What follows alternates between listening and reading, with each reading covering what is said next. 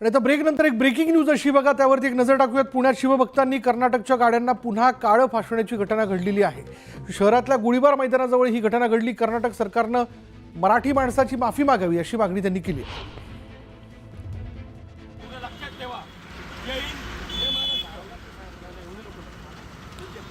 आणि दृश्य आपण बघतोय पुण्यामध्ये गोळीबार मैदानाजवळ कर्नाटकच्या गाड्यांना पुन्हा काळं फासण्याची घटना घडलेली आहे। शहरातल्या गोळीबार मैदानाजवळ ही घटना घडलेली आहे। कर्नाटक सरकारनं मराठी माणसाची माफी मागावी अशी मागणी करण्यात आली आहे।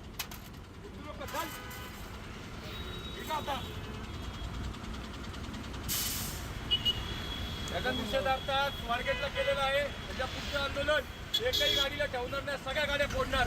जय हिंद, जय महाराष्ट्र, जय भवानी, जय शिवाजी।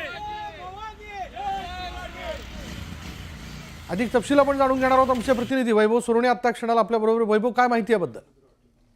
विशाल, कार्यकर्त्यांनी कर्नाटकला जाणारी जी बस आहे ही बस सकाळी गोळीबार मैदानाच्या समोर आयडेंटिफाय केलेली होती आणि पहाटेच्या सुमारास खरं हे सगळेजण याच्या महाशिवरात्रीच्या दर्शनासाठी शिवमंदिरामध्ये निघालेले कार्यकर्ते होते आणि त्यांना ही बस गोळीबार मैदानाजवळ असल्याची माहिती मिळाल्यावर त्यांनी या कर्नाटक सरकारच्या बसवरती काळं जे ते फासलेलं आहे आणि सीमावाद जो आहे या सीमावादाच्या संदर्भामध्ये कर्नाटक सरकारने योग्य भूमिका घ्यावी अशी मागणी करत हे आंदोलन जे आहे ते सकाळी पहाटेच्या सुमारास करण्यात आलेले आहे। विशाल, धन्यवाद वैभव या सगळ्या आतापर्यंतच्या माहितीबद्दल।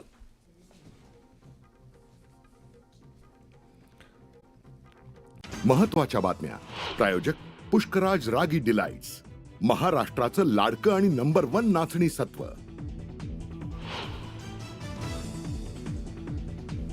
माणिकराव कोकाटेंसह एकूण 7 मंत्र्यांचे ओएसडी जाहीर, तर मंत्री जयकुमार रावल आणि इंद्रनील नाईक यांच्या खासगी सचिवांच्या नियुक्तीचे आदेश जारी। मसाजोगमधील ग्रामस्थांच्या अन्नत्याग आंदोलनाचा आज दुसरा दिवस। संतोष देशमुखांना न्याय मिळवून देण्याकरता गावकरी आक्रमक। महाराष्ट्र कर्नाटक बस सेवा पोलीस बंदोबस्तात सुरू होणार। कोल्हापूर आणि बेळगावमधील जिल्हाधिकाऱ्यांच्या बैठकीत निर्णय, दोन्ही राज्यांकडून बस सेवा सुरू करण्याची तयारी।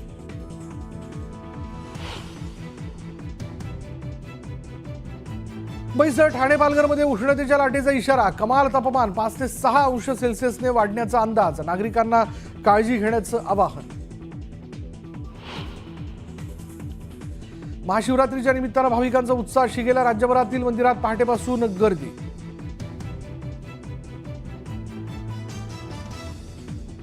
सिंहस्थ कुंभमेळ्याच्या नियोजनासंदर्भात आज महत्त्वाची बैठक। मुख्यमंत्री देवेंद्र फडणवीस घेणार आढावा बैठक। प्रयागराजमधील कुंभमेळ्याचा आज समारोप। आतापर्यंत 65 कोटी भाविकांचा पवित्र स्नान। शेवटच्या दिवशी स्नान करण्यासाठी भाविकांची तुफान गर्दी।